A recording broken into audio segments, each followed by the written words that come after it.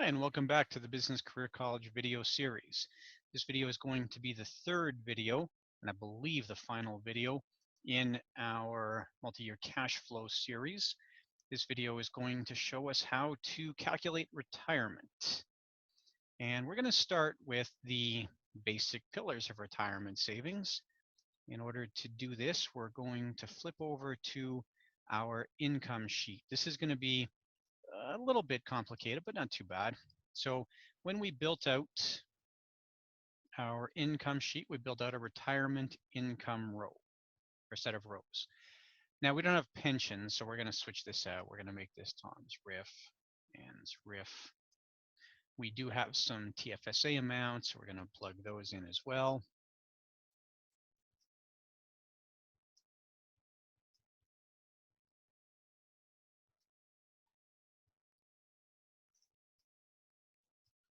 But it's really Canada Pension Plan and Old Age Security that should form the bulk of the work that we're going to do here. Now, Old Age Security, a little simpler, and so we're going to start there.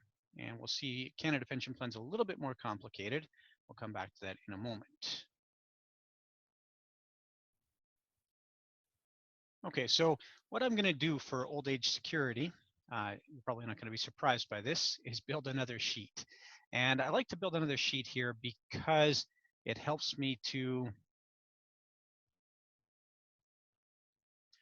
sort of track everything that I've got to track.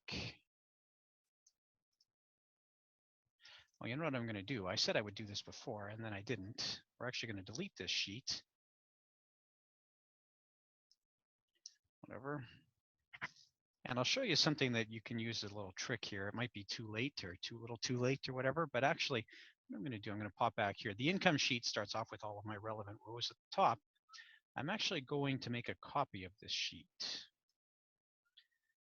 And I'll show you why I will make this copy in a second. And I'm just going to move it to the end for now. And we're going to call this sheet our Tom's OAS sheet. And the reason I did this is because it saves me having to copy all of the top rows across. So I am going to delete everything else we have here. But it'll keep all my formatting and so forth. It's actually pretty clean that way.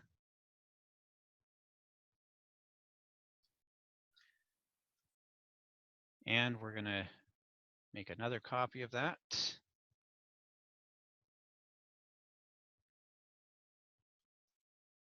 And we're going to plug that in at the end as well.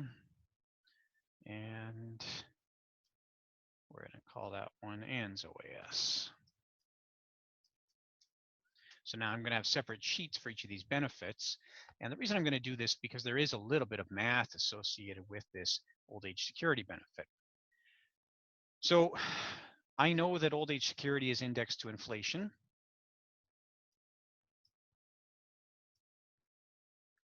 I think that whole row is bolded right now. As I said, it keeps all the formatting. So I'm just going to undo all that formatting. Do this way, max OAS benefit. And that maximum OAS benefit right now it does vary a little bit. It changes every quarter. So this literally stale dates every 3 months, but whatever the maximum annual OAS benefit is $6,840 right now. Now we know that Ann's not going to qualify for that. Tom's not going to qualify for that. He's only 34, but that's okay. So I don't know why it formatted over like that, but I don't really get too fussy on that. There we go. So we know then that that's indexed to inflation, and we can take that amount from the previous year, and we can multiply that by the same thing we've done 1,000,000 times, index that to Canada Pension, to the Consumer Price Index, and run that out. And I'll just copy my formatting over here, and we can copy that all the way across. I might do Ann and Tom's OAS both on the same sheet. We'll see what happens. So that's the maximum old age security benefit. And I'm going to make the assumption that they both hit their 40 years of residency.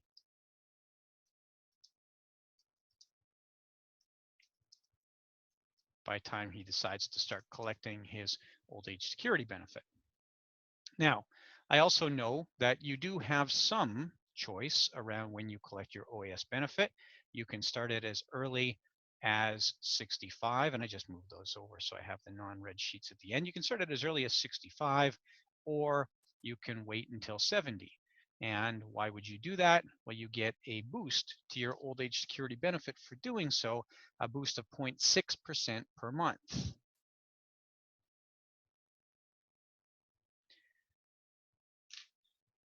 This is going to be a little bit tricky to calculate, but it is doable. So now what we can do, we can say if we wait, okay? And the way that this works then, if we wait, or if Tom waits, I should say. And so if Tom waits, the way that this is going to work, we would say, all right, we're going to take 6840. And we say, if that amount, sorry, we'll delete that for now. If Tom's age is over 65, and we could do a less than as well, but we're not going to worry about that right now. So if Tom's age is over 65, then we're going to take the OAS benefit and we're going to crank it up.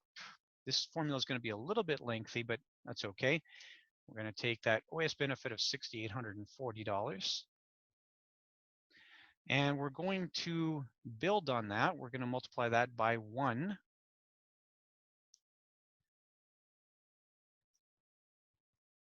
Plus, in fact, I'm going to make this simpler on myself right now. I can see this is going to be a headache for me.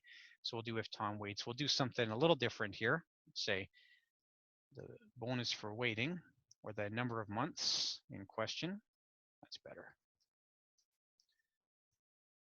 Years late. Okay, there we go. That's better. So the way we're going to do this, we're going to take everything, and you can see sometimes you have to mess around a little bit to get to where you want to be. No problem with that. So this only is relevant if he takes it after 65. So we would say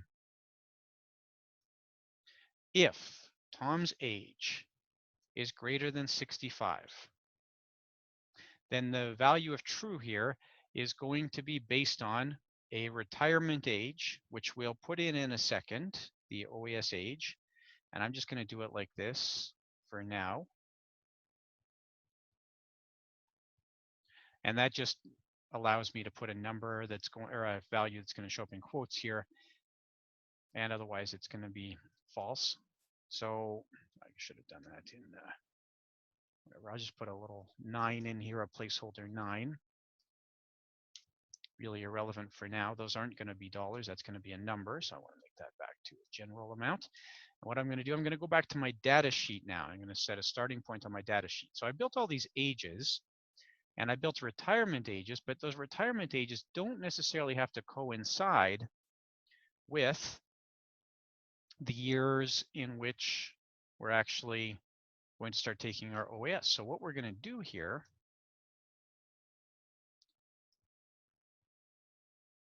we're going to build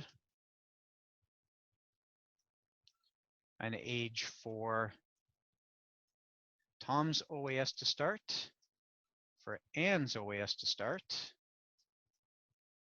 for Tom's CPP to start, and for Anne's CPP to start.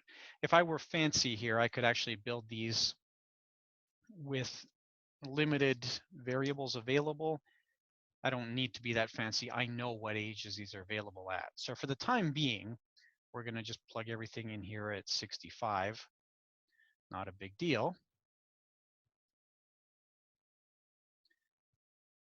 Now we're going to look at the number of years that Tom is late here. So we say, okay, so if Tom is over the age of 65, then we're going to take, or if Tom waits to take OAS after the age of 65, then really what we're going to do, we're going to take that value, Tom's OAS age, minus, and we're going to just take that back from Tom's current age. So we say, all right, that would be no years late, but we copy that all the way across, and we'll see where we're going to get. Oh, something went wrong here. I did something funny with my formula.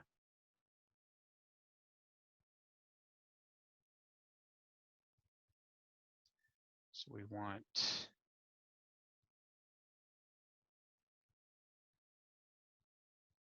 that retirement age. We put it at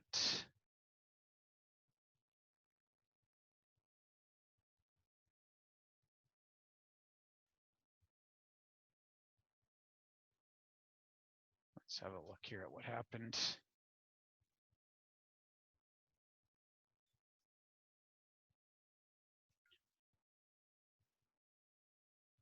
That took me a second to figure it out there, but what I realize now is I forgot to put in my always valuable F4. And now that should fix it up mostly. I'll show you in a minute that I'm not quite where I want to be with that yet, but that's okay. And I've got my numbers backwards here. So what should happen is we're 1 year late at 66 and 2 years late at 67 and so forth. I just did my math backwards. We're going to take B2 minus that data amount. We're going to copy that all the way across.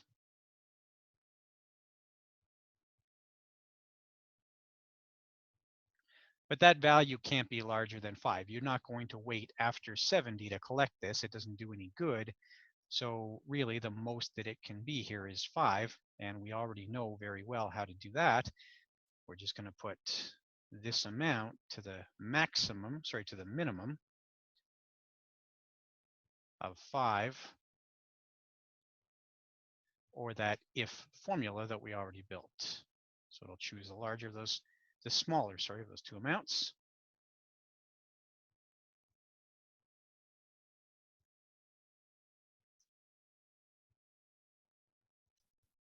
So what we should see now, yeah, we're 5 years late.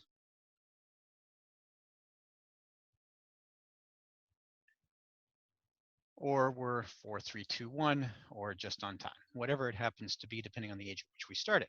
And now we would say, okay, we've got the OAS benefit and it's built out to inflation. So assuming that it continues to inflate, which the legislation holds out that it does, we would see this at age 68, adjusted for inflation. Tom's OAS benefit would be, sorry, at age 65, Tom's OAS benefit would be 12,390, but this is where it starts to actually change a little bit. So now you would say, in fact, whatever age he starts at, that actually influences the amount of OAS benefit. So this is where we would work this in. We would say, if Tom waits, and now we'll go and get rid of that row, just so that we can kind of see things in order.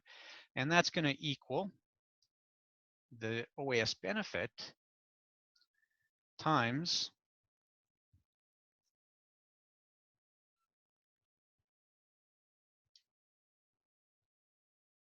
and we're going to do that number of years, sorry, times that number of years.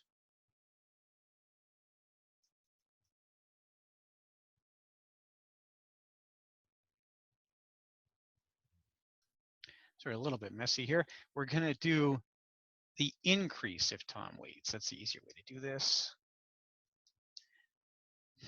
Tom waits, there we go. All right, anyways, we would take that increase and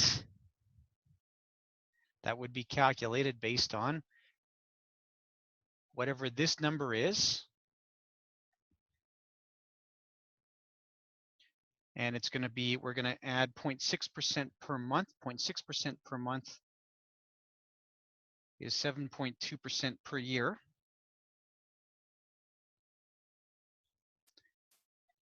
So we would take simply that number times 0.072 times the OAS benefit in question. Now, it shouldn't be anything right now.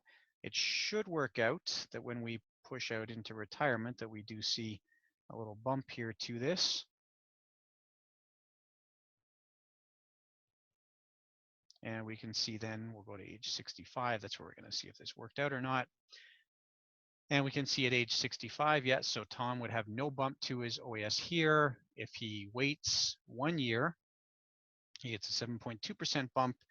If he waits 2 years, he gets a 14.4% bump, 21.6%, and so on. And that's where it's going to max out at that 5 years or 36% bump, which he would hit if he waits all the way until age 70.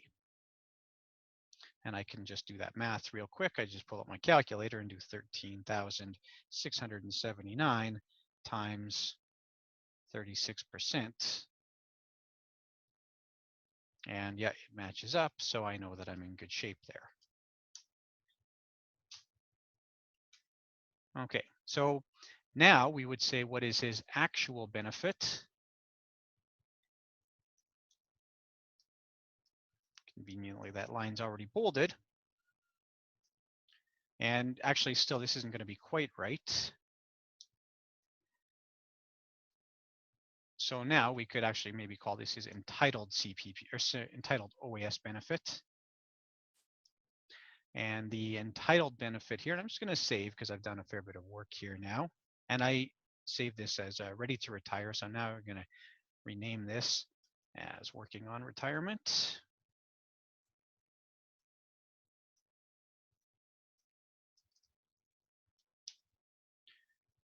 So now we've got his entitled OAS benefit, and that's going to be based on if he actually retired and if he's not dead.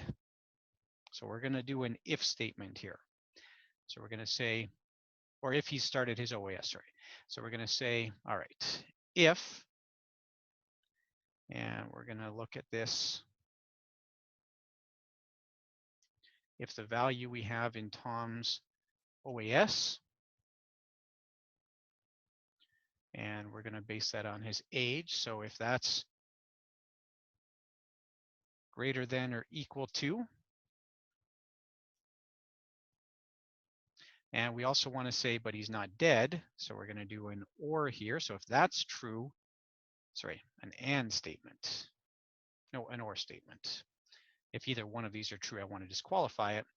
And as long as we make sure also that his actual death hasn't occurred yet. So if B2 is less than the year in which he dies,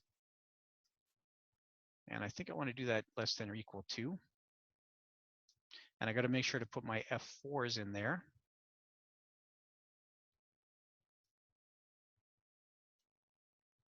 And my other F4 in there.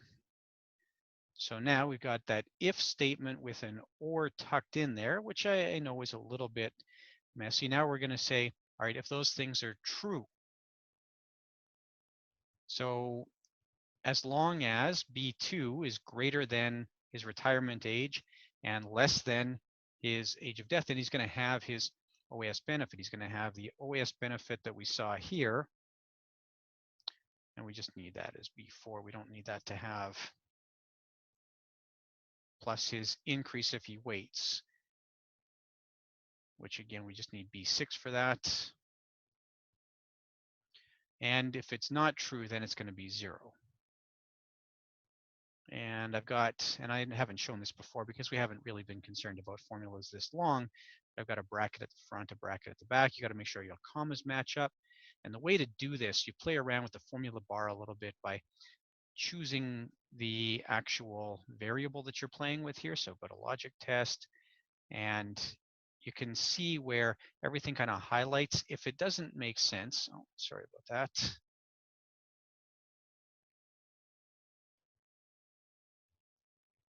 I think we're back now. If it doesn't make sense, you're going to see that the brackets don't match up or that Excel can't identify what you're talking about. So now I did screw something up here because we shouldn't have any number in there. B2 is greater than or equal. Oh, I should have done this as an and. That's what it is. It should be that both of those things are true. There we go. So I make that an and statement because both, he's got to be old enough to be collecting OAS, but not old enough to be dead. And then we can see the OAS benefit that he's collecting. So now you can see the entitled OAS benefit.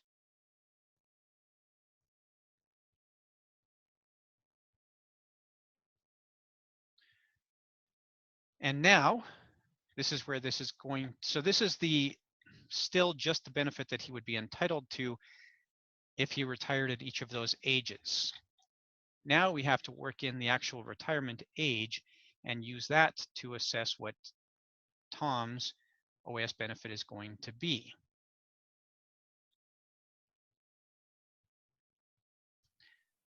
So now we have to figure out, we look at when Tom actually retires, and it's in the year when he retires that's when the actual benefit's going to be set. So we're going to now do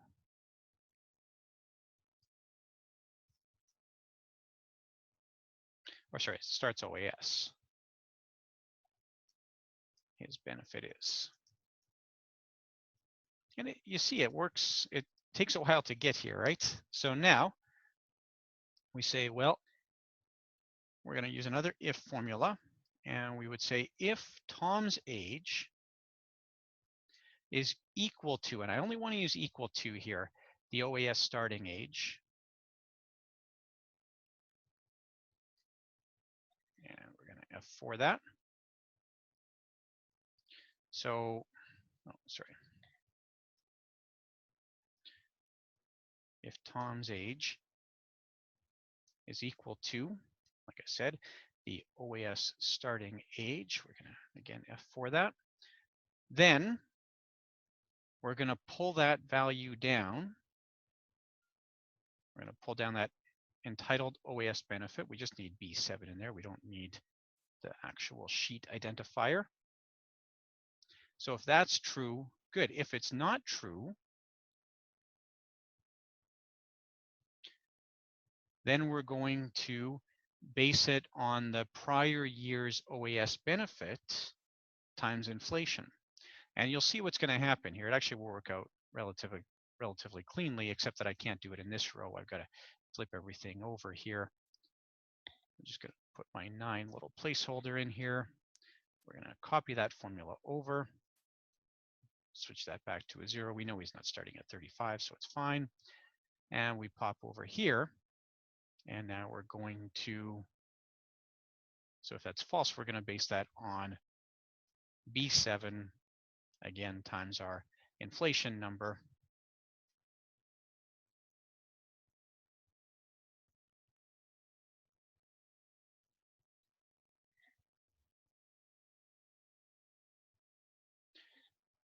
So right now, 0 plus inflation is still 0. We plug that all the way across, and we should see that where Tom starts. Oh, I forgot to do my F4 with that inflation number, didn't I? Better plug that in. You'd think I'd remember, right? Plug that all the way across. And we've got where Tom starts here. So Tom, in this case, we have him retiring at 65. And so he starts, gets 12,390, and now that 12,390 is indexed to inflation. Now, we don't want him collecting that after he's dead. Well, technically, you collect it in the month after you die, but not the whole year after. So we should probably put a stop to that as well. And again, we can easily fix that by just putting another, and this, I know it's a little bit messy, but we can do another if statement in here, and we can say as long as his age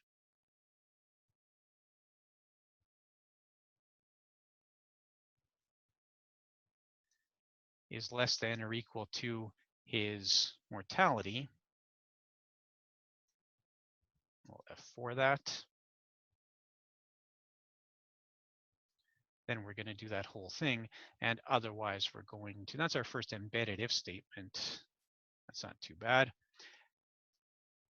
That's an if statement with another if statement in it. We kind of built it by accident, but that's not so bad. We can run that all the way across, and we can see now that, oh, we stopped him aging, sorry. Because we did his age at 0 when he dies. So we can actually fix that. That's a little bit easier than what I had thought. We can do if C2 equals 0. And then we're going to put a true condition here. We're going to make that 0. And otherwise, that's how it's going to work. I have one extra bracket in there that I don't really need. And now it should work out. Again, not uncommon to have to play around with that a little bit. Don't let that frustrate you. It's just something that happens. You're going to get what you need. And now you have a good picture of what his OAS benefit would look like depending on the age. And if we change the mortality age, the retirement age, and the OAS age, it's all going to impact this appropriately.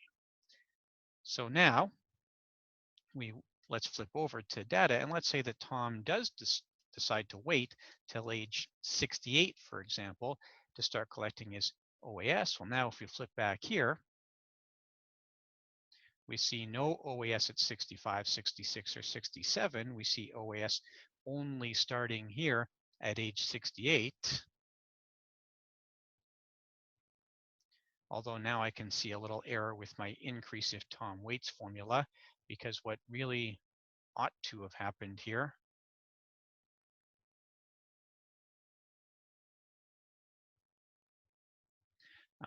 okay, yeah, I made that formula more complicated than I had to, because really what we should have done here is we should have just based that on 70 minus 65, or on the age, sorry, minus 65. So we'll go back and fix that. I made that formula more complicated than I had to. So we're going to make that the smaller amount. It's never going to be any more than 5 or more than Tom's age minus 65.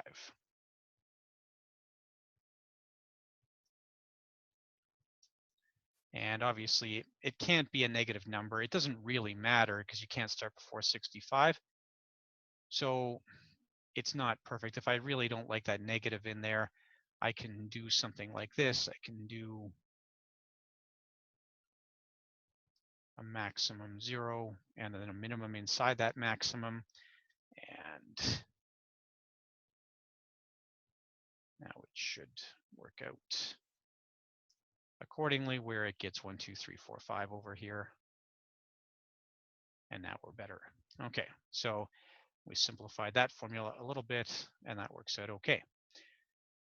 So now we've got Tom's OAS benefit. Now, of course, the other thing that you have to take into account with old age security is the old age security clawback, which is a little bit problematic, but not terrible. So now we look at the OAS clawback amount. And now this is a moving target. So I'm going to use 73,756 here. It's not a huge deal, but we'll use 73,756, which is the point at which the OAS clawback starts today. That number is going to be indexed to inflation. It's a little bit wonky. It indexes quarterly, as does the OAS benefit.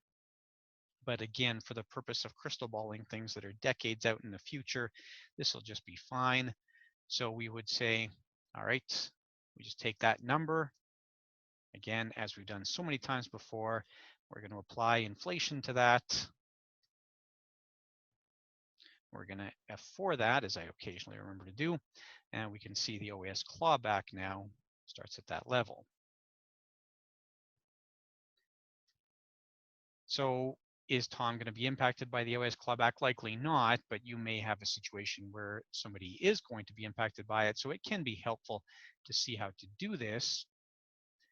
The OAS clawback, we can look at Tom's income, and we want to take into account income that impacts OAS. And that's going to be RIF for RRSP withdrawals and CPP.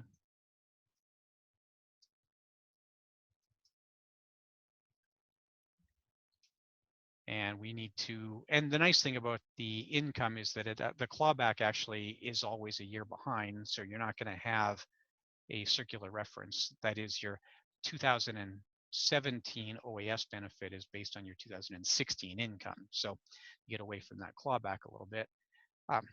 So now we would look at Tom's total income that might create an OAS calculation. We're just going to go back to the income sheet, or might create an OAS clawback. We're going to base that on the income sheet, and we would look at, and it's roughly net income. It's not perfect. It's not a big deal because we're not going to have Tom working at the same time, at least not yet, as he's retired or collecting OAS. But if he were, still you would roughly base it on net income. And then we would want to add his, oh, that didn't work out at all, sorry. We want to take his net income plus his RIF income, any RIF income, and plus his Canada Pension Plan income. And that gives him his total clawback. So now if that amount is more than this amount, then we have a problem. If it's not, then we don't have a problem. And we just copy that all the way across.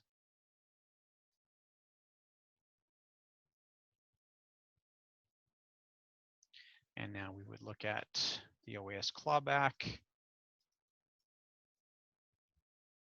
Tom's OAS clawback here. We're going to unbold that.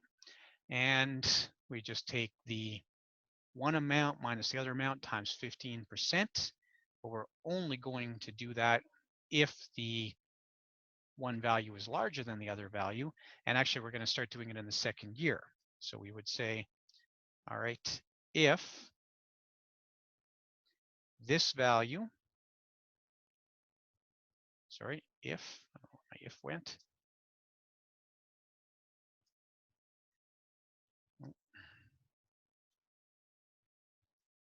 If this value is greater than this value, and only then, that's the only time we have an OAS clawback. And I know we're not going to have an OAS clawback at age 36. This is really a formula that we're building to take us into retirement.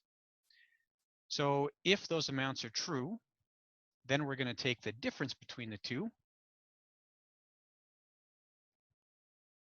And sorry, I should do it the other way. If B10 is greater than B9, there we go. Then we're going to take B10 minus B9, and we're going to multiply that by the rate of OAS clawback, which is 15%. And if that's not the case, then we've got a big zero in there, which is easy enough. And we can run that formula out as far as we want. We're not going to have any impact here. If you want to see if your formula is working, just start your clawback at a lower amount. So I know I've got 73,756. Let's say that I change it just for the sake of argument to 40,000. And I run out here to retirement, and I can see where Tom has some income that we are getting a little bit of clawback. But of course, I don't want that at 40,000. That's not at all realistic. We want that at 73,756. Whew, that's Tom's old age security. A little bit of work there, but we've got it now. We know what, I guess we got one more thing we better do here, and that's Tom's OAS income, which is going to be based on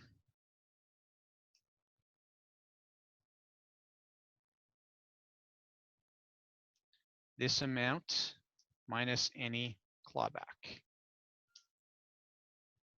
And of course, he's got no OAS income here.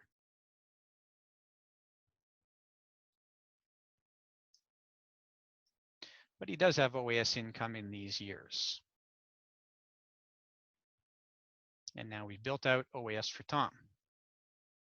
And I hope that that helps to get you there. So now we have to do the same thing for Anne. And I'm just going to grab all of this stuff. It's actually going to be very, very similar for Anne. You'll see that in a moment here. We're going to pop this over onto Anne's sheet. And really, there's not too much that I have to change here. We're still going to have the same maximum OAS benefit. We're going to just change this to if Anne waits. No more famous musician there. And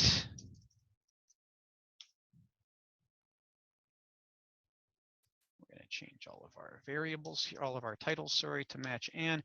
And then we're going to switch over and change our variables. So Anne's income, that's going to be different. We're going to change that up. We're going to base that on income that would apply to Anne, which will be Anne's net income plus Anne's RIF income plus Anne's Canada Pension Plan income. Okay, that's good. We're going to look at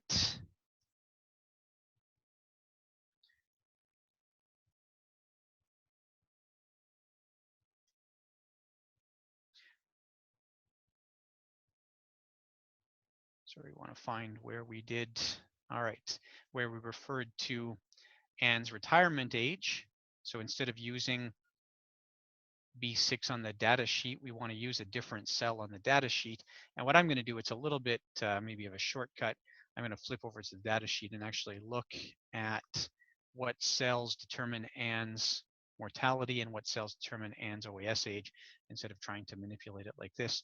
And I can see Anne's OAS age is in cell B7 and her mortality age is B5. So I'm going to manually manipulate those. I'm going to change this to B7 and this to B5. And then where we have Anne's age here, we're going to look at, oh, it's still right, B4 plus B6, that's good, yep. Okay, so now, and sorry, where we have B2s, I want to change those to B3s to match Anne's age. So that should be B3 minus 65.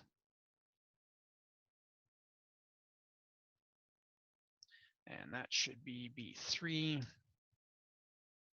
and B3. The B4 and B6 are still fine because those refer to these cells down here. You can see they're even color coded for us.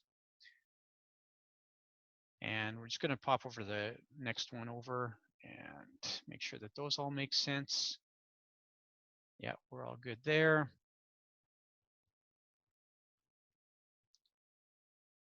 We'll copy those over in a second. That's good.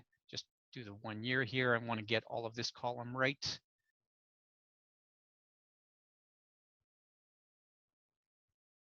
And this increase if Anne waits, that's all based on these numbers down below. We're good.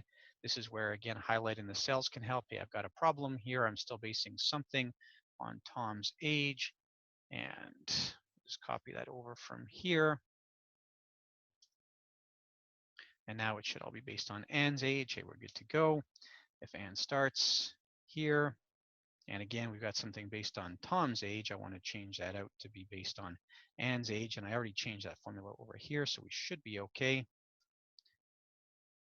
Oh, that was not smart.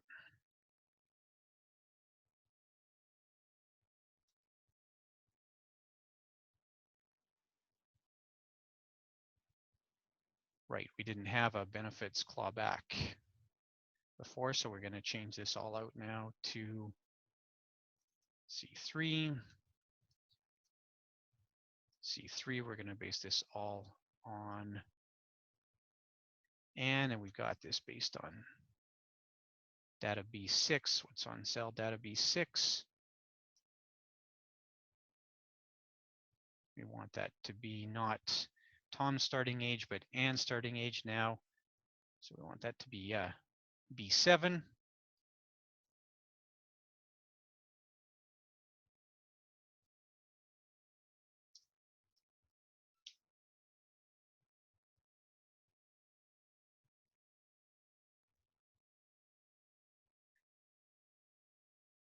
we're basing it on the previous year. We're good there. And that should all work out.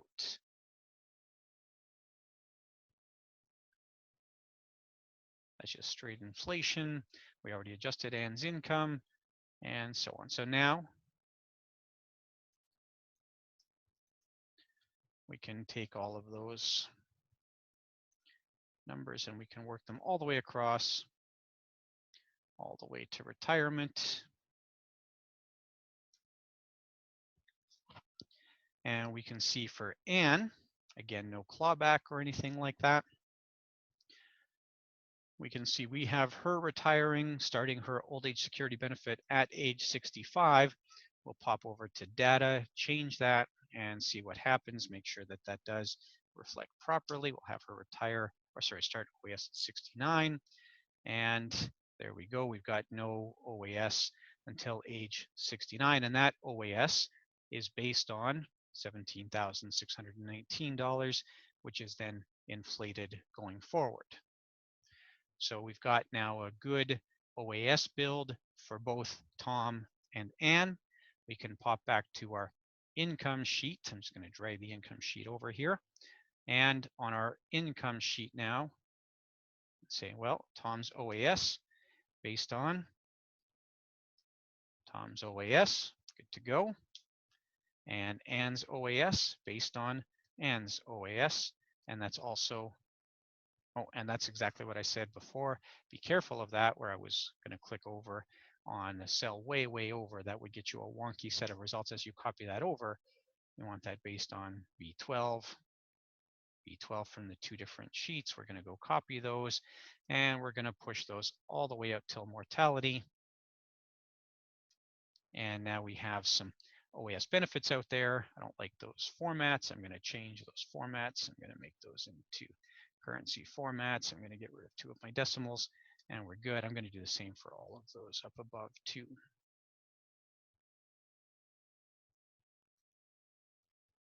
Currency and get rid of my decimals. There we go. And Ann's OAS ends in the year that she dies. Tom's OAS ends in the year that she dies. So now we have some income coming into this calculation.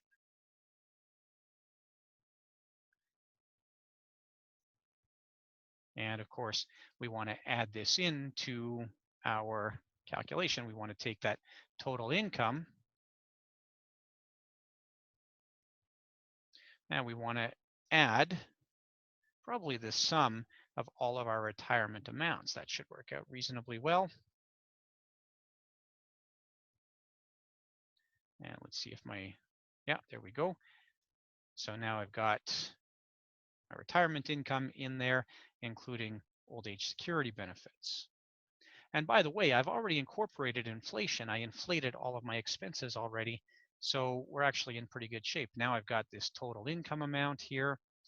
And yeah, we can see a big drop off when we get to retirement, which makes all kinds of sense.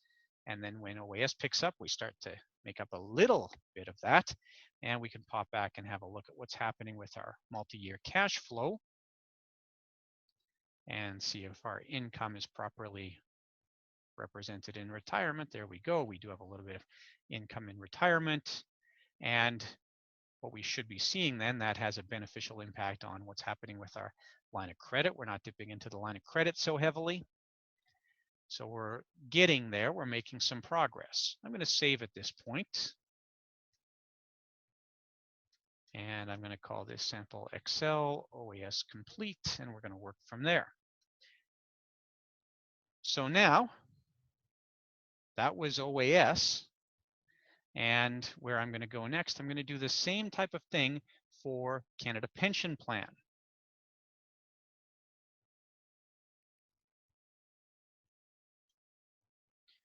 And really, all I'm going to do, I'm going to take this sheet again, and I'm just going to make a copy of it.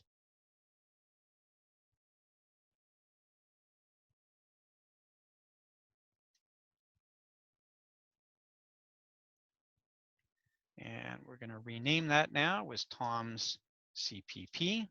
And then I'm going to delete all this information here. I'm going to delete all this information here.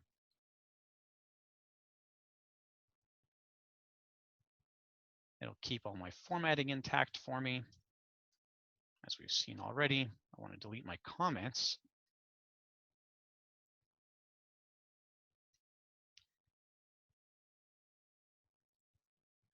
And then I'm going to make a copy of that sheet.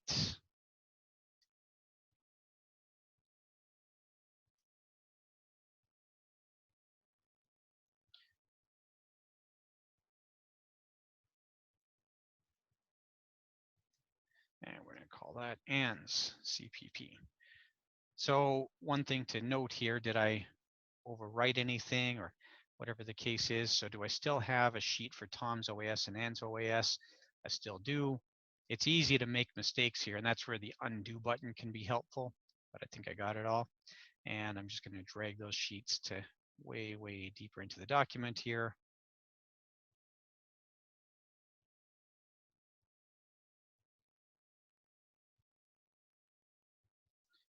And yeah, it's a little bit of work, but helps me to keep things a little bit organized anyways. I lost Ann's Canada pension plan there. Where did I put Ann's Canada pension plan? There it is. All right, so I've got Tom's Canada pension plan, Ann's Canada pension plan. We'll keep them together here, or do our best to do so. And we're going to work those in with our income and with our income. And I'll do some color coding here again. I haven't used any color coding in a while. Okay. So now I've got Tom's Canada pension plan, and I'm going to do something similar here. I'm going to build out the maximum Canada pension plan benefit. Sorry, I'm going to do Tom's Canada pension plan benefit. And this is a little bit of a separate issue. So what happens with your Canada pension plan benefit? Of course, it depends on your level of contributions. Now, Tom and Ann both earn in excess of YMPE. I should be calculating somewhere off to the side what their CPP benefit's going to be, and it depends on their working years and so forth. You can do a lot of fidelity with that argument, or you can just do a little bit. You should be able to get to a rough approximation of Canada Pension Plan either way. The current annual maximum Canada Pension Plan benefit is $13,110. Let's assume, for the sake of argument, that Tom doesn't quite qualify for that. We've mathed it all out, and Tom would qualify for about 80% of the maximum benefit. We'll call that about $11,500. So that basically, if Tom were 65 and retiring today, that would be his Canada Pension Plan benefit, assuming his income continues at the same level.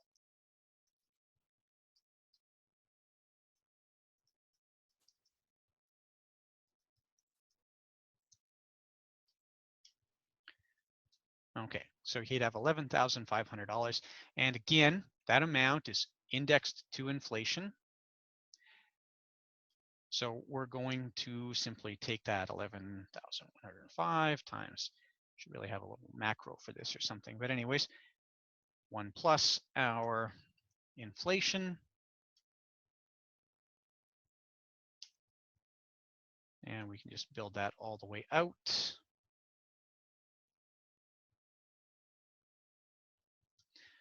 And we get the same type of thing here, where if you start early or start late, your Canada pension plan is impacted by that.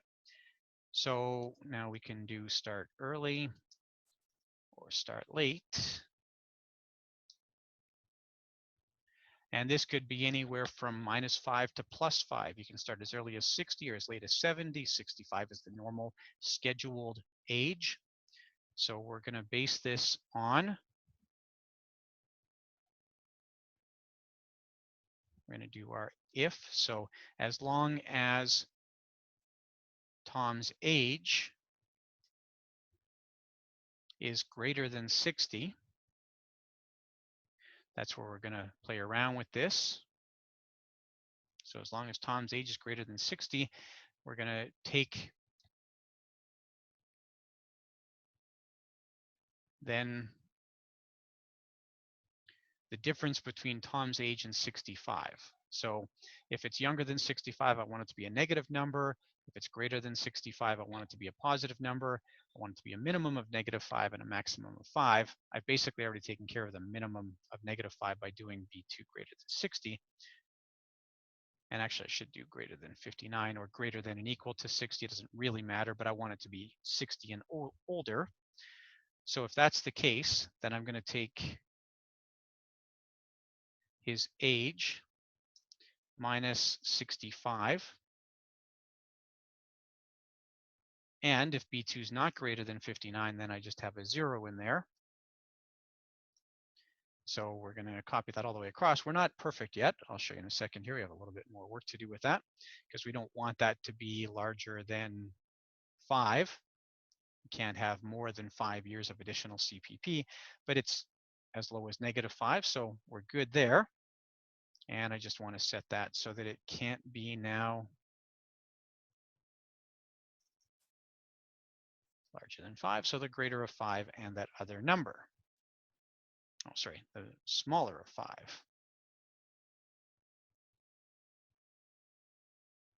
Oh, I don't want to do that because that's going to give me, I think that'll be okay.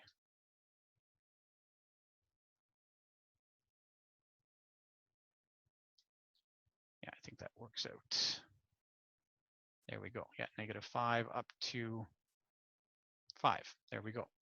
And so that's where we would use that to determine what his Canada Pension Plan benefit bonus or reduction would be. So if he starts early,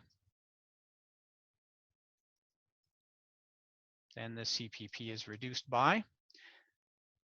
And this is where we would say if his Canada Pension Plan starting age, which we set on our data sheet, which I'm just going to bring over here for the sake of ease. So let's set this to 63 for now. And we pop over here to Tom's Canada Pension Plan. So if he starts early, we want the CPP to be reduced. And we would say, all right, if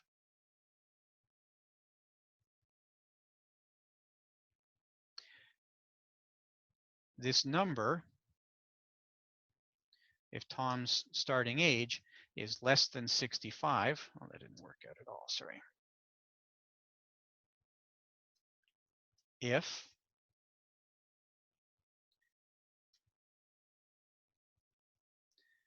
that number is less than 65, sorry, if data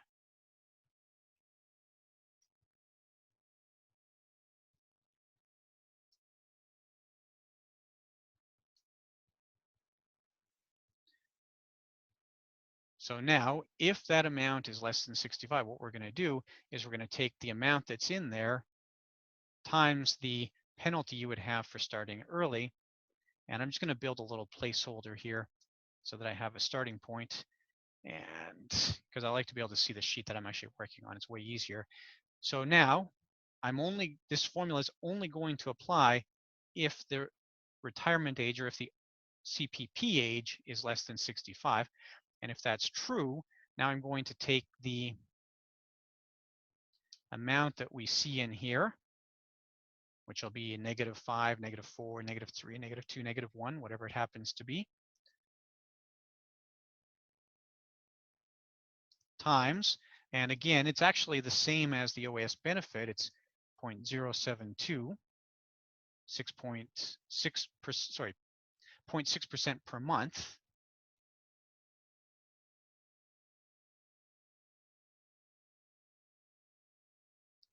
Times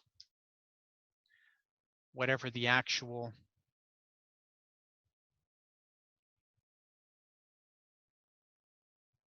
benefit is.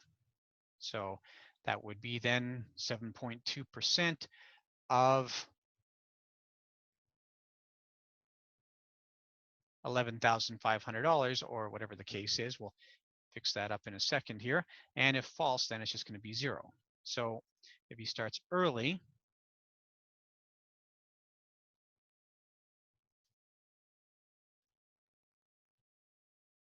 then his Canada Pension Plan is reduced by that amount by 67.92, by 55.42. Now, I only want to be doing that calculation if this is actually a negative number. I don't want to do that calculation over here. Now, this does work out. We've got 20,422 less 7.2% would be 1470, or 18,867 less what would be then 36%, 6792, or times 36%, sorry, 6792. Now, that being said, I only want to do that if that's a negative number. So that's if I did that if data B8 is less than 65. What I should actually do here is I should set that to be a little smarter, where it's not going to work like that, where I'm going to just say, oh yeah, I'm going to do that. Sorry, I want to leave it like that.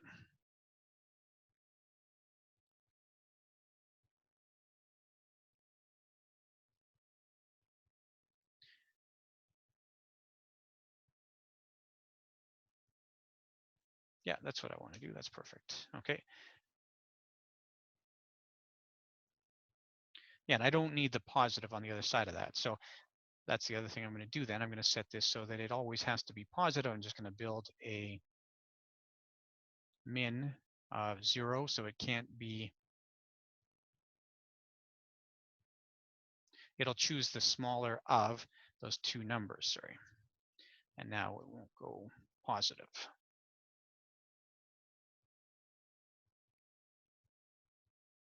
So now if he starts his Canada pension plan early, we're going to have that appropriate reduction. And if he starts it late,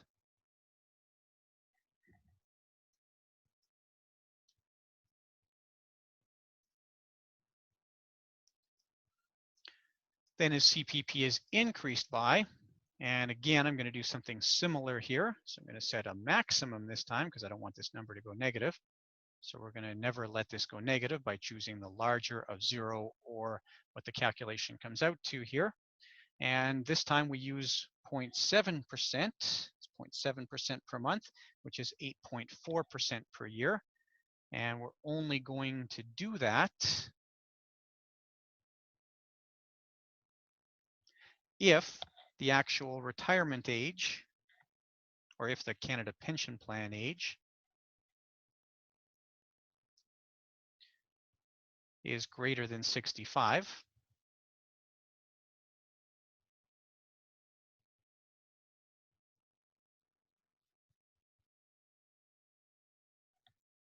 And we'll just put my little placeholders in here.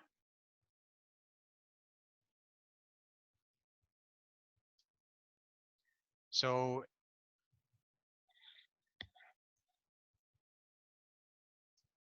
if he starts Canada pension plan at a later age, then we're going to apply this accordingly.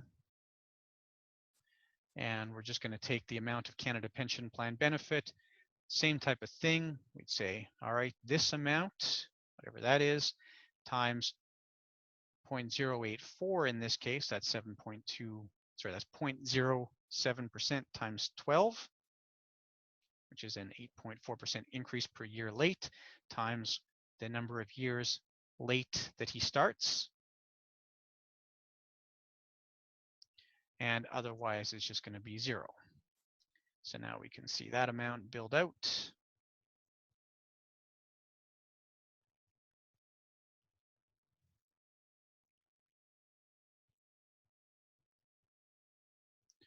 Or not. So clearly I missed something in there. Yeah, I missed my F4 again, as I'm prone to do. And I'm going to just throw an F4 in at data B8 and copy that all the way across.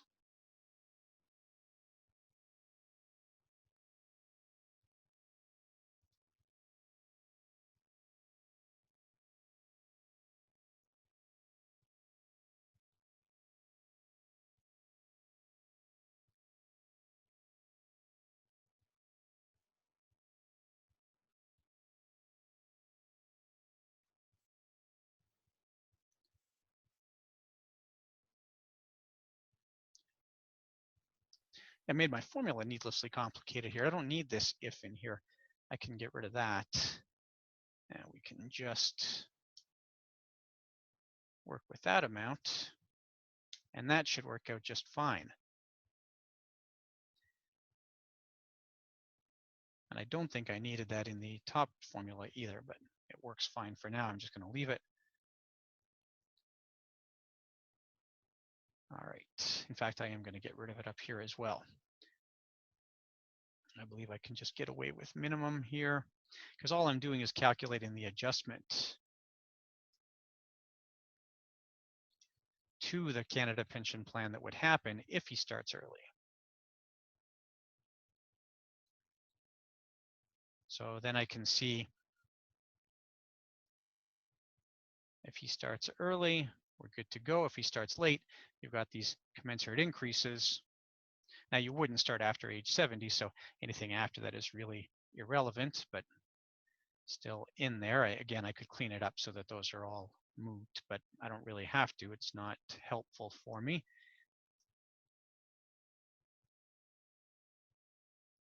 So now I say the Canada pension plan benefit, the actual benefit he would have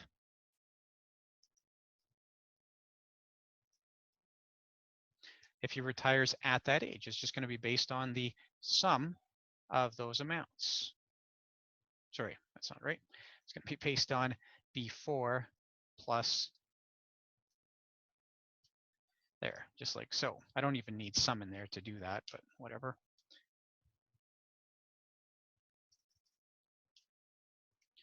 So it'd just be based on those three amounts.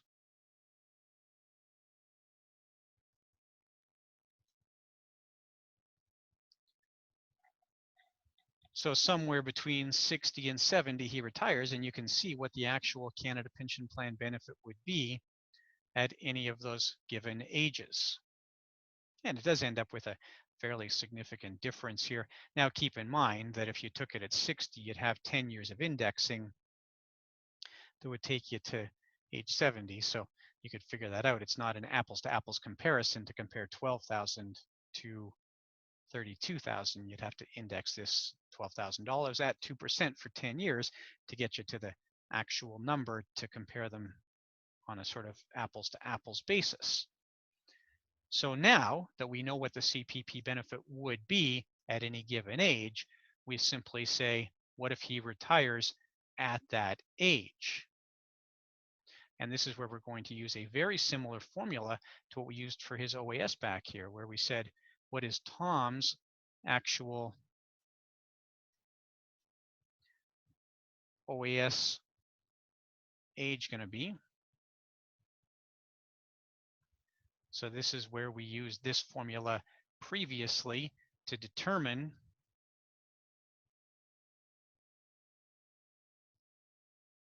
what he would get in terms of OAS benefits. And we just said, well, if, I'll back here. So if his age here was 0, then we were going to have no benefit at all. We didn't want it paid if he was dead. We're going to do the same thing here. And in fact, we'll just copy the formula over. It should work, or at least come pretty close to working. So we'll pop over to Tom's Canada pension plan. We'll plug it in here and we'll see what we get. Oh, I don't like that at all. Something went funny there.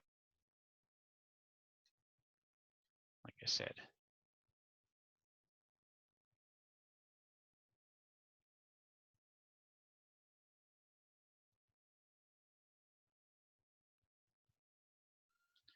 Just undo that one more time.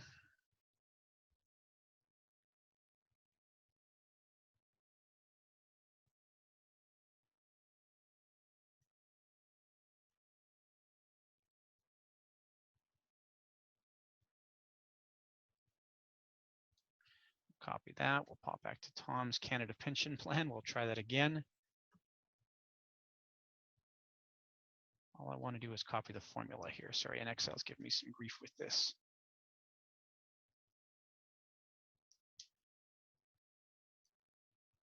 There we go. That should do it.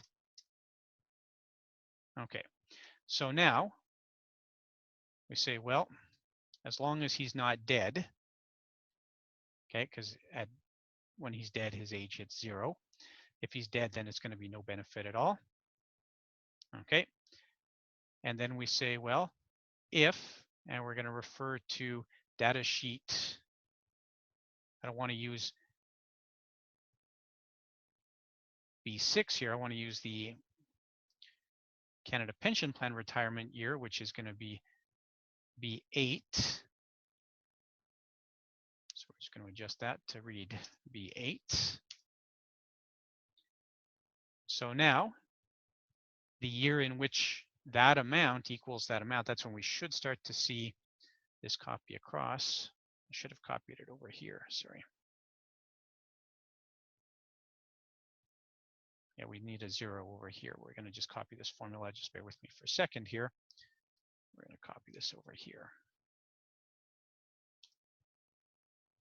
Put a 0 in here. And we want these all to be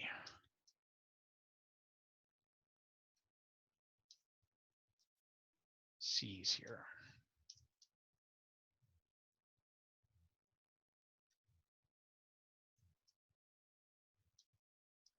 All right, so now C2 is 0, it should be 0. Value of true and then value of false. And now I've got my if statement, and I can see there's a problem with my if statement. And if C2 equals his retirement age, then we should be using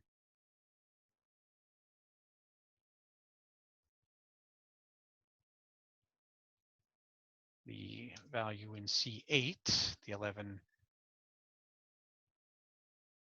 Or then we should be using, sorry, the value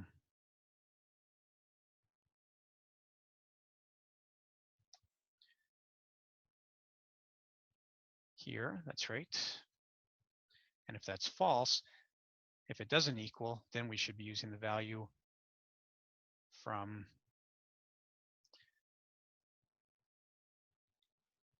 B9. There we go, and that'll make more sense. And now it won't start until we get to retirement. So I know that's a little bit messy, but we just did the same thing. We said, all right, if he's dead, nothing. If he's alive, then we're going to pick, say, if that C2, if his age is equal to his retirement age, then we're going to pick the value right here, and that's going to plug in right here. And if it's not, then we're going to pick last year's value and just index that. So we shouldn't start this until we get to his CPP age, and it should end when he dies. Good, it ends when he dies. That's a good start. And we've got his retirement age here at age 63. He's going to get his Canada Pension Plan benefit reduced. So let's change that over now. Let's pop over and say, well, if he takes CPP at age 68, now good to go. We don't start that until later on, and we use a larger amount then to determine the actual amount of benefit, and it indexes from there. So we're good to go that way. And you could do some comparisons here. You could change it to 60, change it to 70, see what it looks like. You could do some time value of money from that, whatever you want to do. So now we've got Tom's Canada Pension Plan benefit calculated. And we change this Tom's CPP benefit to Tom's estimated CPP. Okay, and now we've got this amount, and we can do the same thing that we've done previously. We can go to our income sheet, and we can find where Tom's income is. And again, go back to the beginning and make that equal to on Tom's income sheet here. There we go. And just copy that all the way across.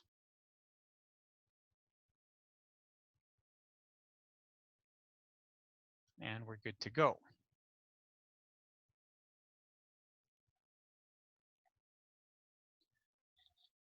Okay, and the next thing we're going to do then, we look at Anne's Canada Pension Plan, which is going to be very similar. So Anne's Canada Pension Plan, we're just going to copy Tom's stuff here. Should end up pretty close.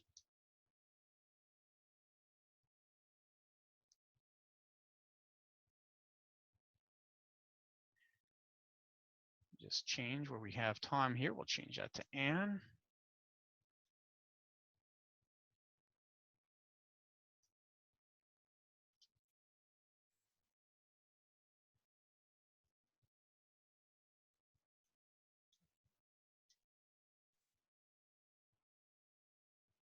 And we'll give her a little bit more of the CPP benefit. We'll assume she's been working a little bit longer and earning a greater amount of income. We'll change that to 12,800.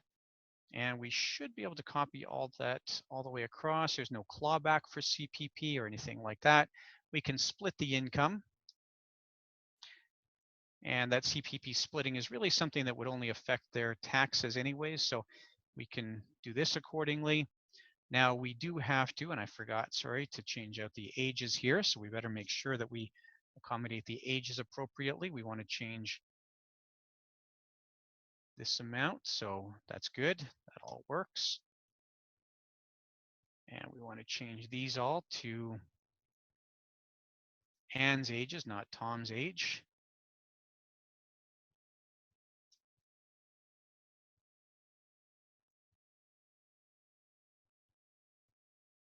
So now we've got that all based on Anne's age. Good to go. And we should have a mistake down here too with if she starts CPP early. Good, that makes sense. And it did calculate over. I don't know why it's already on B4 there. Did I do that wrong for Tom?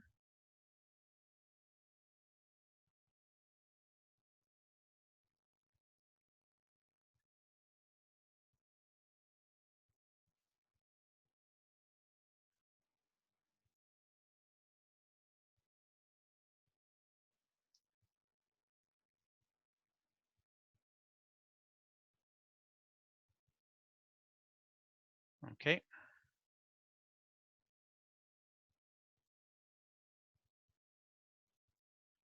I think we're okay. Sorry, I know it's a little quiet in here right now. There we go. We'll pop back to Anne's Canada Pension Plan, and we want to make sure that that's done properly. And there it is. That's good to go. And this amount then should be straightforward. That amount should be straightforward. And that amount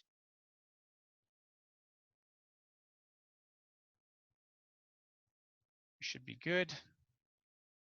And then over here, this is where we are going to have to fix this to adjust to her Canada Pension Plan age, which is in cell 9 over here. We're just going to fix that to reflect cell 9. And we're going to change that to reflect her cell, which is cell C3.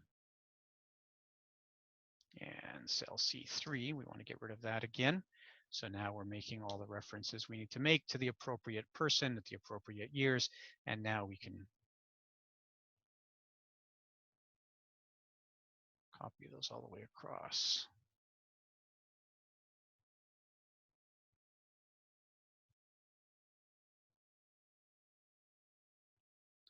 And that should work. That should get Anne her right amount of Canada Pension Plan. And we're good to go.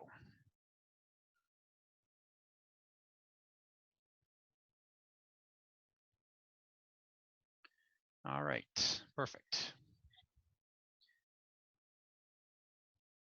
And we'll just pop over to our income sheet and we'll give Anne income based on her Canada Pension Plan. Make sure that I'm in the right place there. I don't know if I was. Yeah, that's good. We're in age 35 and I based that on age 35. So we run that all the way out. And we got Anne collecting Canada Pension Plan until death. So that's our government benefits. And that's a handful, I get that. So really the last thing that we have to do as far as cash flow projections now is going to be the RRSP and TFSA. Now there's some taxes to take into account here and some totaling up and so forth. And we do have some net worth work that we'll do afterwards. But for now, we look at Tom's RRSP, Anne's RRSP, Tom's TFSA, and Anne's TFSA. Now there are a couple different ways that you could do this. you could look at a basically kind of backing out the RIF, say what's the income need, and we're going to use the RIF to meet that. And that works. That can work. The problem with that is that it's a little bit cumbersome. And the issue is that I don't think it's necessarily representative of reality. I think that really what would happen here in many cases, you're not just going to burn through your RIF at whatever pace you want to burn through it. You're going to say, well, what can we really sustain as far as spending with our level of RIF? Otherwise, you're going to have people who run out of money when they're 70 or 75 or whatever the case is. So what I think we ought to be doing here is looking at when are RIF withdrawals going to start. And we're basically going to annuitize the RIF. Now, I know that there are some different ways to do this from an actuarial perspective, and you might do a larger withdrawal early from the RIF or something like that. But I'm really going to treat this as the RIF being an annuity, and we're going to basically then just take a level amount out at the age at which retirement starts. Okay, so now it's time to take some money out of the RRSP. So we're on the income sheet, wherever we put that income sheet.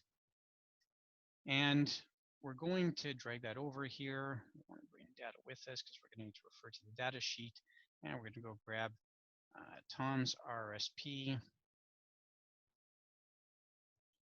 and Ann's RRSP.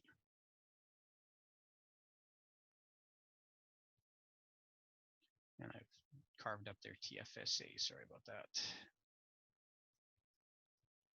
We'll keep their TFSAs together as well. So we've got income now. Now we need to figure out how much is coming out of the RIF for RRSPs. We got Tom's RRSP. We got Ann's RRSP. Got our data sheet. We're going to work with these a little bit. So what I would like to do here, I say, okay, Tom, you're going to start taking money out of your RRSP at some point. Really, you're only going to do this when you're in retirement.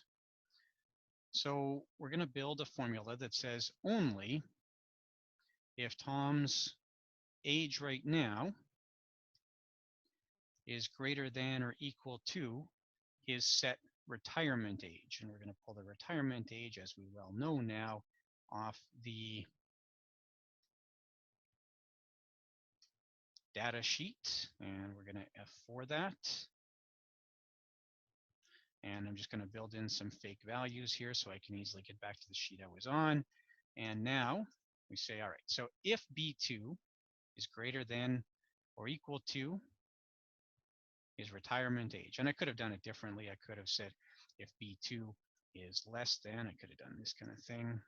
B2 is less than, I could have made a 0 here. And so if B2 is less than his retirement age, he's not taking anything out. And if it's greater than, then what we're going to do, we're going to actually use a sort of time value of money function here. We're going to use payment. And the way we're going to use this payment, we're going to take the interest rate. Now we know what the interest rate is. We have an interest rate provided for us down here. Now I'm going to get a circular reference if I try to use this interest rate. So this is where we're going to manipulate things a little bit. I'm just going to put a 0 rate in here for now, and I'll show you in a second. I'm going to fix this on the next line or on the next column. My number of periods in this case would be based on Tom's projected mortality.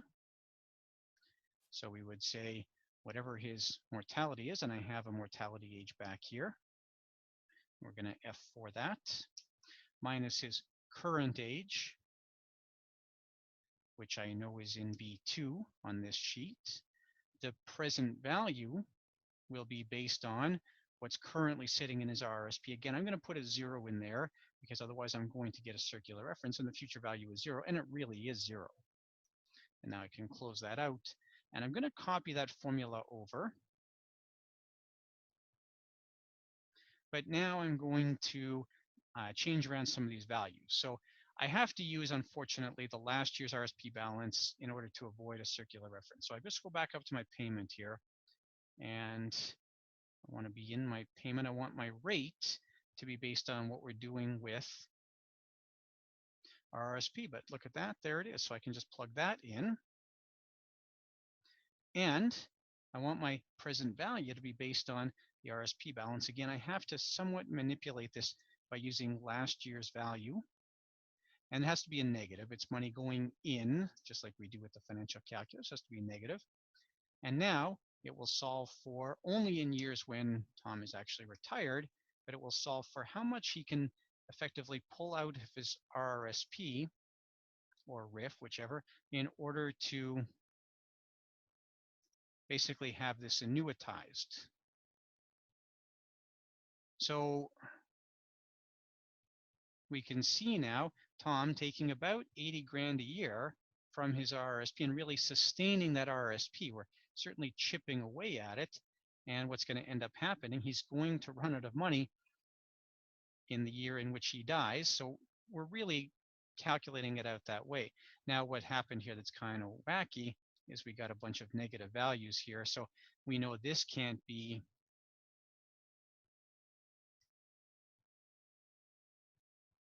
a negative. We want to just set that so that that can't end up negative for us. And we just run that all the way across.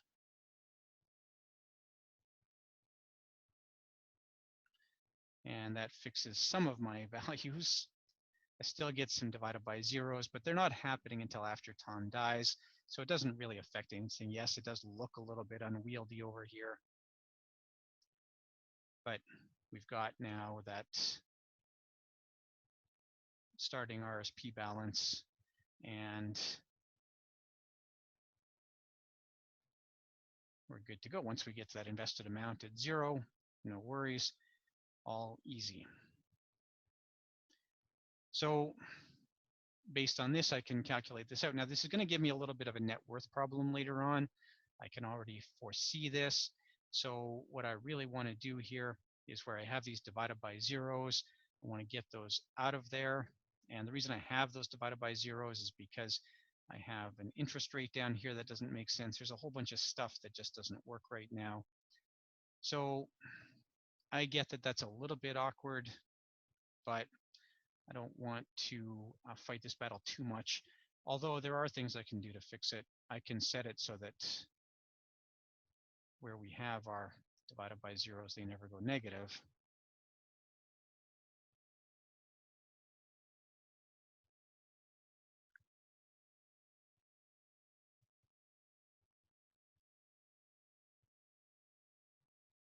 Right.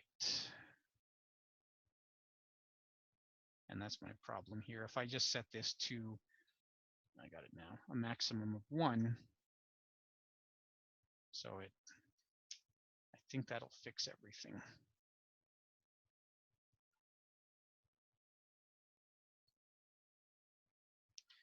Yeah, so at least I don't end up with a bunch of divided by zeros. And yes, I end up with this weird dollar sitting here, but not really that big a deal. So now I've got Tom's RRSP income solved. I can see how much he can take out here in order to have a sort of sustainable withdrawal in retirement. I can play around with that. I can move his retirement age around, and that'll change everything. So if we have him retire a year earlier, it's going to have lots and lots of impact because it's going to stop his income a year earlier. We're going to start his RSP a year earlier. It substantially reduces the amount he can take out. You can see the ability to manipulate this now and get a lot of impact very quickly from just changing that one number. So that's Tom's RRSP. And now we really want to just do the same kind of thing with Ann's RRSP. So I'm going to grab that formula. I had such problems with this before, but we'll see if we can do it here. And we'll grab Ann's RRSP here, and we say, all right, her RRSP is going to be done the same way. And the only difference is I have to pull her retirement age and so forth. So I want to pull, instead of C2 here, I want to pull C3. And instead of B2 over here, I want to pull B3. That should be Anne's retirement age on the data sheet. It certainly is. And I want to pull her mortality. So when we get to B4, I want to pull her mortality minus her age, and everything else should be good. And now we have Anne's RRSP all sorted out, so it should all be referring to her ages, her mortality, and so forth. And we can just copy that out all the way across. And we've got Anne now. And we know what her RRSP and RIF amounts are going to be, and so forth. We got her at her sustainable withdrawal rate, all that goes along with that. So now I'm going to save. And we've got now our RRSPs complete. We're very nearly done here, actually. So we're going to pop back to the income sheets, and we're going to say, all right, what's Tom taking out of his RIF? And we're going to pop back to Tom's first year for his RRSP, and we're going to pull that from here. And for Anne's, we're going to do the same thing. We're going to pull that from her RRSP withdrawals, and just copy those numbers all the way across.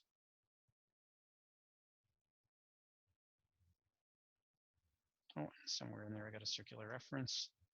Go back and see where my circular reference lands.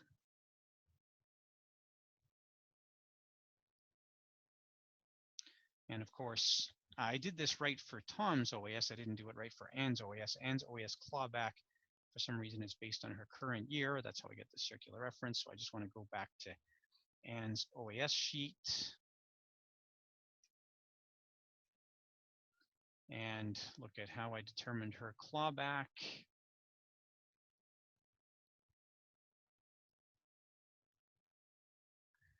Looks like I based it all on the previous year.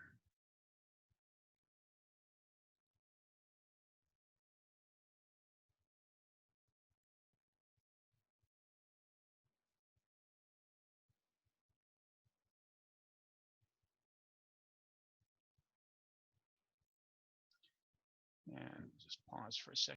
Okay, I've got a fix for the circular reference. We'll come back to that in a minute. So first thing, I forgot to make this so that Anne's total invested amount can't go less than 0. So we're just going to go back and fix that.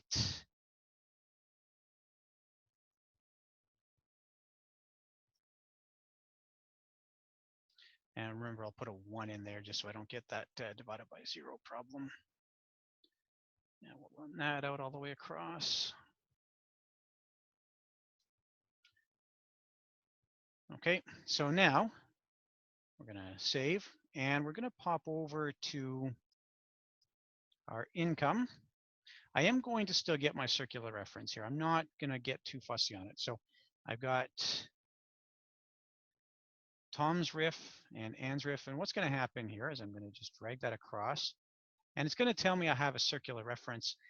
I'm actually not too bothered by it. I thought at first it was going to be a big problem, but it doesn't really matter. Excel will let me proceed despite the circular reference. And because it's only concerning retirement income back here, I don't know exactly why. I honestly did a lot of digging. I can't find it. It's a difficult thing to diagnose in Excel, but it doesn't hurt anything because it doesn't affect the income, and you can go all the way out here to retirement. So it's just something I did where I was using some earlier years to refer one to another, but I can't go and dig it and find it. So not a huge deal. We've got our RIF income all the way out here. Now, for some reason, this did not calculate out. So let's pop back to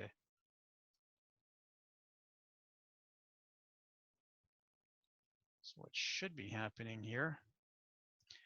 I see what I've done. Perfect. I know exactly what I did. Okay, so we're going to pop back to income. And see, I started it at BG7. I did exactly what I warned against before. I'm inconsistent in my rows working across. So what should be happening here is Tom's RIF income should be based on the first year for Tom's RRSP. That's what I did not do well. And then for Anne, hers should be based on the first year for her. Oh, and there I was going to do it again. Should be based on the first year for hers. And there you can see the circular references tracing all the way out. And I think either this will fix it or we can just steamroll over it. It's not a huge thing. And there we go. So, and at the time when they die, that's when we get that RIF amount. And we're good there. So now we have our RRSP and our RIF worked in here. And then we want to do essentially the same thing for the TFSA.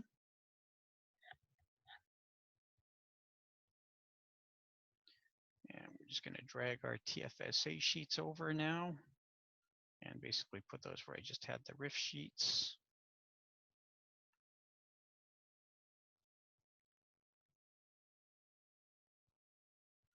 We're going to go to Tom's TFSA and we're going to do pretty much what we just did. We say we're not going to touch the TFSA until such time as Tom is retired.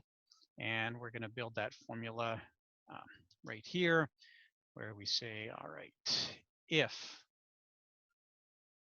Tom's age is less than the age that we set for his retirement, and we're going to F4 that.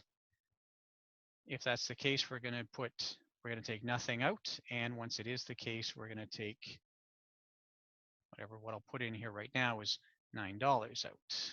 And you can copy that all the way across just to see if it works. It's not a trick that I've done previously, but you should see 9s in any year when Tom would be retired. Okay, that's good. But now I really want to build that same formula, that payment formula in there. I don't want to do it until the second year, so now we're going to put payment, and this is where I would have another risk of a circular reference if I didn't do this well. And so my rate is going to be the average return on the RRSP. Number of periods is going to be his projected mortality age. So we're going to pull his mortality age at 4 minus his current age, which is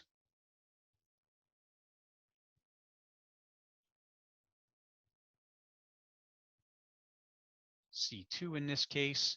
And I don't need all that. I just need C2 in there. And the present value is going to be negative based on last year's actual value sitting in the actual TFSA.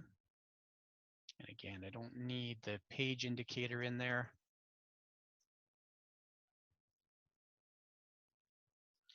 And future value is going to be 0. The type, by the way, is beginning or end. So if you pop back here, you'll see it shows type here. If I were doing a begin calculation, I'd put a 1 in the type row. Just leave it blank. Otherwise, it defaults to end like your calculator. And now we can copy that formula all the way across. And we should start to clean money out of our TFSA. And again, we don't want to have a negative balance in our TFSA. So we're going to set that to max 0. And whatever that maths out to, and we run that all the way across.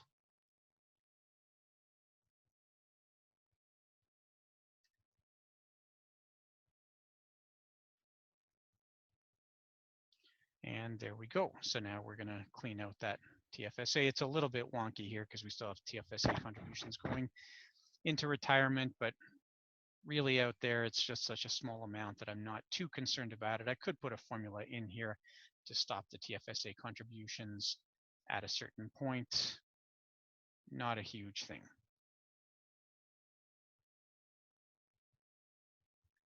And yeah, the reason you'll see this looks a little inconsistent, 19747, this is really based on this value. It's not based on this value. So we're kind of cleaning it out here. There might be $2,000 or $3,000 left in the TFSA based on how we projected this.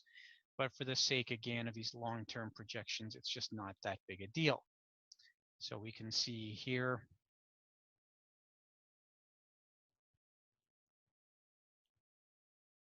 Tom taking money out of his TFSA at a rate, not a huge amount, but about $6,000 or $7,000 a year until closer to retirement. And part of the reason this is a little wonky is because he continues to contribute to it in retirement. So it's not perfect, but it'll roughly clean out that TFSA.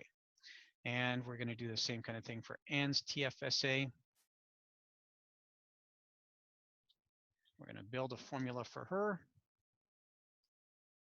where we say if she's too young, so if that age is less than her projected retirement,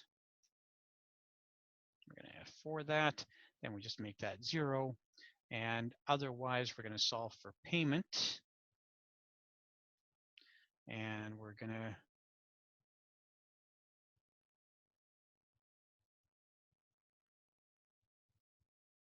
pull that. I'm just going to make some fake numbers here for now, so I have an easier time working on this sheet. So now we're going to go back here. We're going to solve for payment based on the return in her TFSA. I never adjusted her, we'll fix that afterwards. I never adjusted her investment balances. Oh, and I want to base that on previous year, sorry, previous year. Number of periods is going to be based on, again, her projected mortality, which is going to be data. And I can do it this way. It's a little bit clunky, but I can type it all in. Data B $5, that'll be the cell that shows her projected mortality in it, minus her current age. Do that. Yeah, B, that's right, $5, minus her current age, which is C3. Present value is going to be negative last year's actual TFSA balance. And future value at 0. So we run all the money out.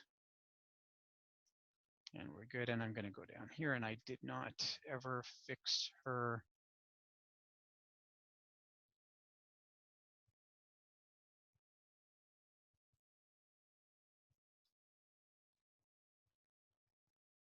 asset allocation on an ongoing basis. And I just want to give myself a little bit more room here in all my cells. There we go. So she's going to end up with a fairly substantial TFSA. And then when she gets to her retirement, for some reason she's not taking any money out because I didn't copy the formula across, of course. That's not going to help. If I haven't copied the formula across, I'm not going to get any good result there. And I copy that formula across, and now we can see she's able to pull around sort of 10 to 20 grand out of that TFSA. So it's not perfect with the TFSA, again, because contributions continue. Again, if we stopped making contributions into the TFSA, we would have some benefit there. And we could, honestly, we could do something back here where we make another if statement.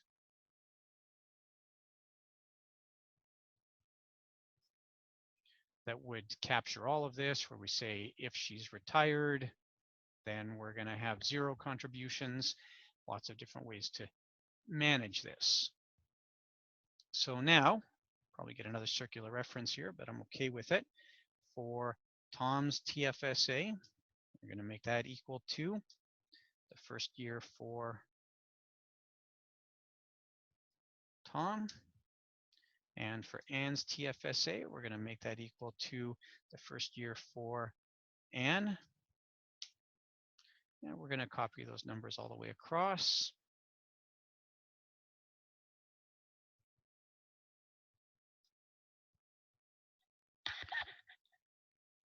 And we do have some values here that don't quite fit. And really what I would do is I would just manually do this once I'm at the sort of point of being near completion, where I would just put manual zeros in here. Again, we can set this, hang on a second here. Yeah, sorry. We can set this manually to 0 and then just run everything out. Problem with that is if we do it too early, we kind of end up with a bit of uncertainty around our value. So I would suggest you do that sort of last, just set that manually to 0. And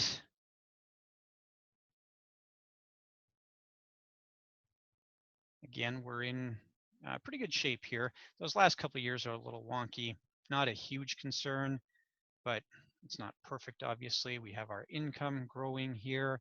We can go back to our, way back to our multi-year cash flow sheet. And now we can see income and expenses all the way out here.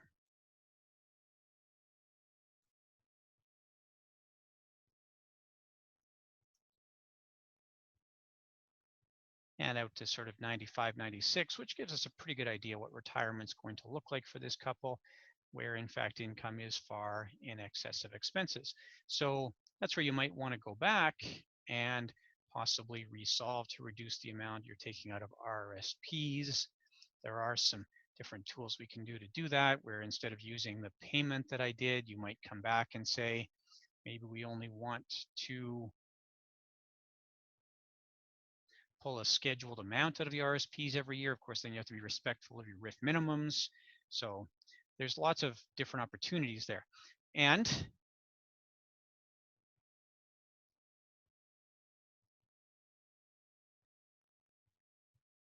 the last thing that we have to do, which we didn't yet take into account, we have to apply some tax in retirement as well.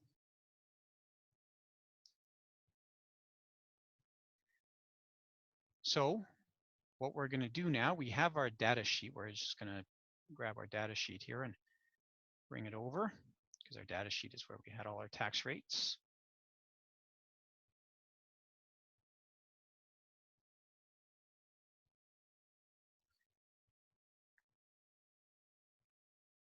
So we gave tax rates here at 22% for Tom and 22% for Ann. And so what we're going to do, we're going to do, sorry, Tom's tax in retirement.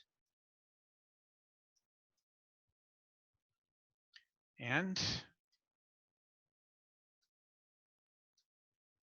Ann's tax in retirement.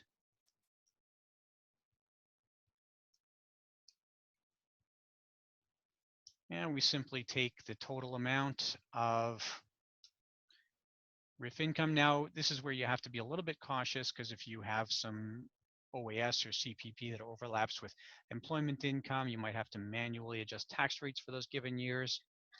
Fine. Or you can set the formula so that it chooses which tax rate to use based on where you are relative to retirement. We get fancy like that. So we're going to take all of Tom's taxable income. Of course, that's going to exclude the TFSA. Tom's taxable income times his tax rate in retirement, just like so. And for Ann, we're going to do the same thing. Take all of Ann's income. Oh, sorry about that.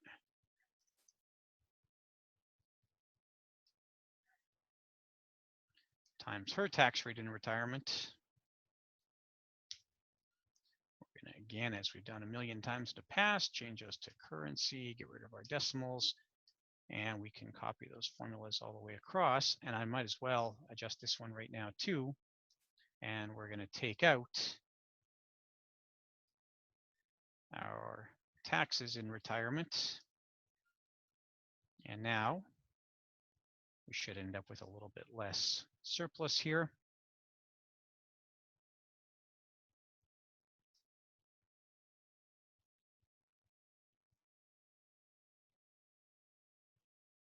Oh, I didn't do F4 in there. Sorry about that. Come back to that. We'll F4 that information. And we'll F4 that information. You'd think I'd learn eventually, right? But you'd be wrong. And copy those and pull them all the way across. And there we go. So now we've adjusted everything accordingly. And we can have a look to our multi-year cash flow.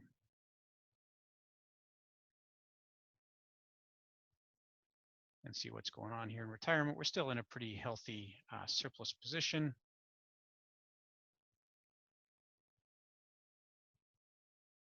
And you might adjust some of your expenses. Again, you can get fancy with that. You can say when you get to retirement, expenses adjust. You can have maybe a different set of expenses after a certain age. There's lots of opportunity around this kind of thing. Okay, so I hope that that gives a good idea how to build the cash flow portions of the multi-year cash flow. And really at this point, I would hide most of this stuff. And I might just hide this guy. I might hide the whole thing. I've already done a bunch of hiding here. And what I might finally do then is build my net worth. And my net worth should simply be based on all of my assets minus all of my liabilities. It should be relatively easy to sort that out. All I'm going to do is work through all of my sheets. Now, this is where it might help to organize things a little bit. So I know that I'm dealing with assets and liabilities. Maybe I just want to pull all my assets and liabilities to the fore here.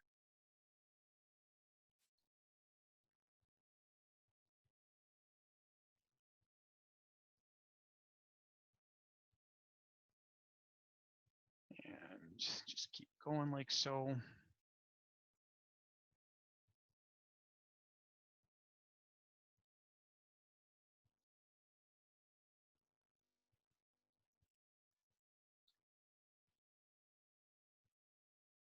House, Canada Pension Plan, not an asset. OAS, not an asset. We got no non-reg. So I think I have everything sort of tucked in at the front here that looks like an asset and everything that looks like a liability. And it should just be a matter now of summing those amounts up. So go to my multi-year cash flow and I say, all right, that's going to be based on the value of Tom's TFSA plus the value of Ann's TFSA. Oh, I got an extra amount in there. Let's start that over again. Okay, so we're going to take the value of Tom's TFSA plus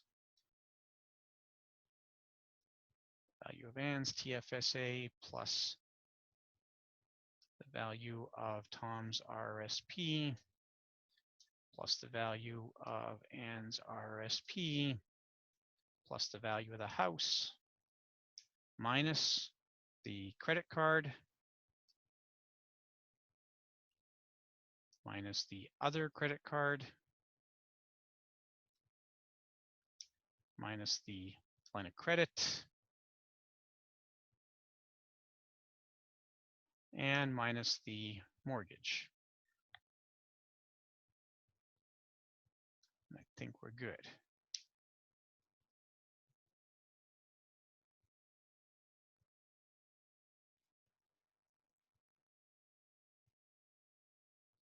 Oh, Excel's not being helpful there. Somehow it wants to. Let's try this. Okay, fine.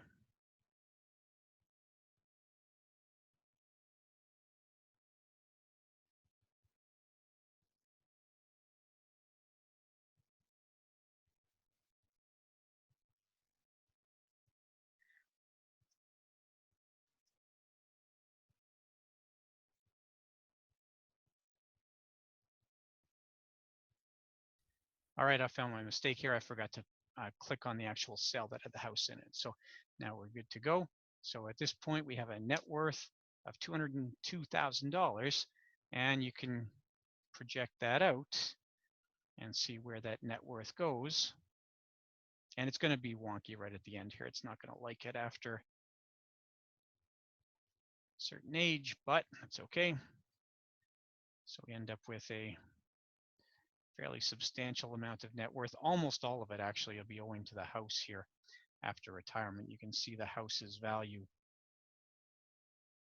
really starts to crank up when you get into retirement. And who knows if that's the trend that continues. I think a 5% inflation rate for housing is pretty dangerous in a number of ways, but that's all right.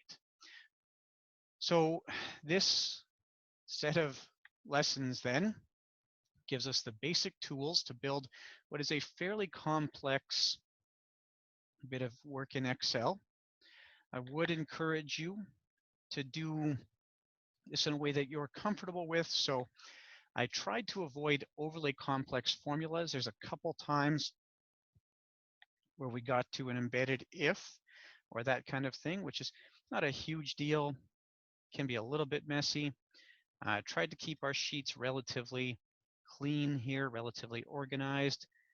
Again, it's not always simple to do that, but we should be in reasonably good shape here. We should have a sort of working product, a valid working product to help the client project out where they're going. And what I'm more concerned with here is that you see what happens with financial planning software when you start to play around there. So you can see all these impacts. And this is really what we've developed here is not much different than what your financial planning software is typically doing. The difference being that now we get to see the guts of the thing and really understand the different relationships between the different variables, understand what you're doing when you make a manipulation in your software and how that dominoes through everything else.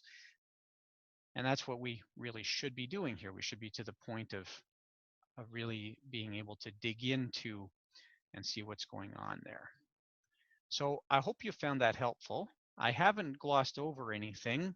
The only thing that I'm not really happy with out of the whole thing is the circular reference and that last 4 or 5 years having some wonky numbers in there.